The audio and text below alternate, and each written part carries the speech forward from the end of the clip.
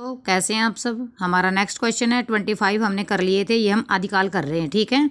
और हमारा next question है 26, मैथिली बोली के लोकप्रिय कवि। मैथिली बोली के लोकप्रिय कवि कौन है? विद्यापति। मैथिली बोली के लोकप्रिय कवि विद्यापति हैं। आदिकाल में विद्यापति जैसे श्रृंगारी कवि हुए। विद्यापति कौन से कवि हैं? श्रृंगारी कवि है, ठीक है। जिन्होंने मैथिली भाषा में पदावली की रचना की। मैथिली भाषा में कौन सी है इनकी? पदावली। वे मिथिला के राजा शिव सिंह के दरबारी कवि थे। किसके दरबारी कवि थे? शिव सिंह के, जो मिथिला के राजा थे। विद्यापति को, उनके शॉर्ट्स नाम है, विद्यापति को मैथिल कोकिल, अभिनव जयदेव, कवि शेखर के नामों से भी जाना जाता है। ये ना बहुत बार क्वेश्चन पूछे गए हैं कि विद्यापति को किसको मैथिल कोकिल या फिर अभिनव जयदेव या कवि शेखर, तीनों में से कोई एक दे के पूछ लेंगे किस कवि को बोला जाता है। ये विद्यापति को बोला जाता है, ठीक है। नेक्स्ट क्वेश्चन हमारा 27, निम्नलिखित में से कौन सी रचना पुष्पदंत की नहीं है? पुष्पदंत की रचनाएं देखो पहले तो कौन कौन सी है। महापुराण, जयकुमार चरियू और जसहार चरिहू, ये तीनों किसकी है? पुष्पदंत के। पहले तो इन तीनों को याद करो। महापुराण पुष्पदंत की है, जयकुमार चरियू पुष्पदंत की है और जसहार चरियू पुष्पदंत की है। और पऊ चरियू स्वयंभू की है, ये आपको पता है, इन्होंने राम से लेके लिखी थी। प्रसंगत रचनाओं में पहुचरी पुष्पदंत की रचना नहीं है, बल्कि किसके है? स्वयंभू की रचना है। स्वयंभू की अन्य रचनाएं कौन है? रिठेणी चरियू, स्वयंभू छंद आदि हैं, जबकि महापुराण, जयकुमार चरियू और जसहर चरियू पुष्पदंत की रचनाएं हैं। चलिए नेक्स्ट क्वेश्चन हमारा 28, सरहप्पा का संबंध निम्न में से किससे है? सरहप्पा किसे? सिद्ध। स से सरहप्पा किया था हमने, स से सिद्ध किया था।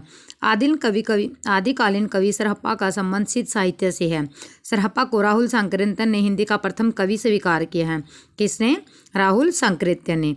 रासो साहित्य से चंद्रबरदाई, रासों से कौन है? चंद्रबरदाई, जगनीक, नरपति नाली आदि रचनाएं संबंधित हैं।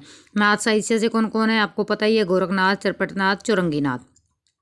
और जैन साहित्य से शालिभद्र सूरी, जिनीदत्त सूरी, आचार्य देवसेन, आशून, विजयसेन सूरी। आशुग कवि पूछा गया था, किससे संबंधित है? जैन साहित्य से है। नेक्स्ट क्वेश्चन हमारा, निम्न में से कौन से शिलांकित कृति है? शिलांकित मीन्स जो अंकित की हुई है। राहुल वेरा, कौन सी है? राहुल वेरा। राहुल वेरा ग्रंथ शिलांकृत है। इसके रचयिता रोड़ा कवि हैं। 10वीं शताब्दी में रचित गद्यपद मिश्रित चंपू काव्य है। कौन सा है? गद्यपद मिश्रित चंपू काव्य। एक क्वेश्चन ये भी पूछा गया था कि गद्यपद मिश्रित चंपू काव्य कौन सा है? कौन सा? तो राहुल वेल। इस ग्रंथ की नायिका राहुल है। राहुल वेल से हिंदी की नक्शिक वर्णना का प्रारंभ हुआ है। किसकी? नक्शिक वर्ण परंपरा का प्रारंभ कब से हुआ है? राहुल वेल से। नेक्स्ट क्वेश्चन है, शालिभद्र सूरी की रचना का नाम। शालिभद्र सूरी की रचना है भरतेश्वर बाहुबली रास, ठीक है। अब इसकी थोड़ी व्याख्या देख लेते हैं। शालिभद्र सूरी की रचना भरतेश्वर बाहुबली रास है। यह 1184 में रचित 205 छंदों का खंड काव्य है। कितने छंद इसमें? 205। जबकि सुमतिगण द्वारा रचित नेमिनाथन रास एवं मधुकर द्वारा रचित जयमेघ जस चंद्रिका है। ये भी पूछी गई थी। मधुकर कवि की कौन सी है? जयमेघ जस चंद्रिका। हमारा नेक्स्ट क्वेश्चन है, अमीर खुसरो किस नाम से जाने जाते हैं? बहुत इंपॉर्टेंट क्वेश्चन। अमीर खुसरो तूतीय हिंद, किस नाम से? तूतीय हिंद के नाम से अमीर खुसरो को जाना जाता है। व्याख्या देख लेते हैं। अमीर खुसरो चिश्ती संप्रदाय में दीक्षित थे। कौन से संप्रदाय में? चिश्ती। इनका जन्म एटा जिला के पटियाली नामक गांव में हुआ था। इनके पिता का नाम सैफुद्दीन महमूद था। ये निजामुद्दीन औलिया के शिष्य थे। ये पूछा जाता है, निजामुद्दीन औलिया के शिष्य कौन थे? अमीर खुसरो, ठीक है। विद्वानों ने तूतीय हिंद यानी हिंदुस्तान की तूती कहा है। ये सूफी संत थे। अमीर खुसरो कौन थे? सूफी संत तथा खड़ी बोली हिंदी के प्रथम कवि कहा जाते हैं। अच्छा, मैथिल बोली के किसको बोला गया था? मैथिल बोली के बोला गया था विद्यापति को, और खड़ी बोली अमीर खुसरो। इनकी प्रमुख रचनाएं खाली कबारी, कोष ग्रंथ है इसका, पहेलियाँ, मुकबरिया, दो सुखने और गजल। हमारा नेक्स्ट क्वेश्चन है, उपदेश रसायन के रचयिता। उपदेश रसायन जिनीदत्त सूरी। व्याख्या देख लेते हैं। उपदेश रसायन के रचयिता जिनीदत्त सूरी हैं। यह 12वीं शताब्दी में रचित 810 पदों का नृत्य गीत काव्य है। कितने पद इसमें? 810। और कौन सा ये काव्य? नृत्य गीत। जबकि भविष्य कथा के रचयिता धनपाल, स्थूलभद्र रास के रचयिता जिनधर्म सूरीदास, भरतेश्वरी बाहुबल रास के रचयिता शालिभद्र सूरी हैं। चलिए नेक्स्ट क्वेश्चन हमारा, निम्न में से किस कवि को अपभ्रंश का वाल्मीकि कहा जाता है? Important question. अपभ्रंश का वाल्मीकि स्वयंभू। हम ये भी कर सकते हैं कि हम वाल्मीकि अपने आप को अपभ्रंश का वाल्मीकि हम अपने आप को स्वयंभू मीन्स सवय को मानते हैं। ठीक है, चलिए व्याख्या देख लेते हैं। स्वयंभू को अपभ्रंश का वाल्मीकि तथा व्यास कहा जाता है। डॉक्टर रामकुमार वर्मा ने अपभ्रंश भाषा के प्रथम कवि स्वयंभू को हिंदी का प्रथम कवि माना है। रामकुमार वर्मा ने किसको माना है? स्वयंभू को माना।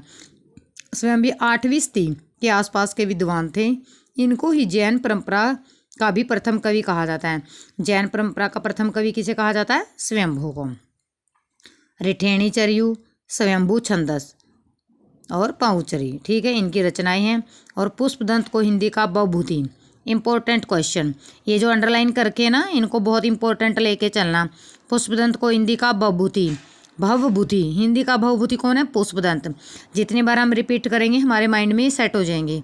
हेमचंद्र को प्राकृतिक का पाणिनि और सरहापा को हिंदी का प्रथम कवि। एक बार हम रिपीट कर लेते हैं। अपभ्रंश का वाल्मीकि स्वयंभू, ठीक है, और स्वयं जबकि पुष्पदंत को क्या वो लगा? हिंदी का भवभूति। हेमचंद्र को प्राकृत का पाणिनि और सरहापा को हिंदी का प्रथम कवि माना जाता है। चलिए नेक्स्ट क्वेश्चन है, किस कवि को अभिनव जयदेव नाम से जाना जाता है? इनके ना बहुत महत्वपूर्ण उपनेम हैं, मीन्स इनको उपनामों से पुकारा गया है बहुत ज़्यादा। कौन है ये? आप सभी बताएं। विद्यापति। चलिए इनके नाम देख लेते हैं, एक ना एक तो ना मिल ही जाता है इनका क्वेश्चन। आदिकालीन कवि विद्यापति को अभिनव जयदेव के नाम से जाना जाता है। यह उपाधि किसने दी थी? तिरहुत के राजा शिव सिंह ने दिया था। विद्यापति के प्रशंसकों ने उन्हें कई उपाधियों से विभूषित किया था। अब उनकी देख लेते हैं कौन कौन सी है उनकी उपाधि। कवि शेखर नाम है, ये उपाधियाँ दी गई थी। अभिनव जयदेव वालिया है, ठीक है। अब कवि शेखर, कवि कंठहार, नव कवि शेखर, खेलन कवि, दशावधान, पंचानन और मैथिल कोकिल आदि नामों से विद्यापति को जाना जाता है। विद्यापति तिरहुत के राजा शिव सिंह और कीर्ति सिंह के दरबारी कवि थे। किस किस के थे? राजा शिव सिंह और कीर्ति सिंह के दरबारी कवि थे। इनके द्वारा रचित ग्रंथ देख लेते हैं। पदावली, कीर्तिलता, कीर्ति पताका, भू परिक्रमा, पुरुष परीक्षा और लिखनावली। पुरुष परीक्षा भी बहुत बार पूछी गई है। जो इनके नाम है ना, ये उपाधियाँ दी गई है, ये बहुत महत्वपूर्ण है, बहुत बार रिपीट होते हैं क्वेश्चन में।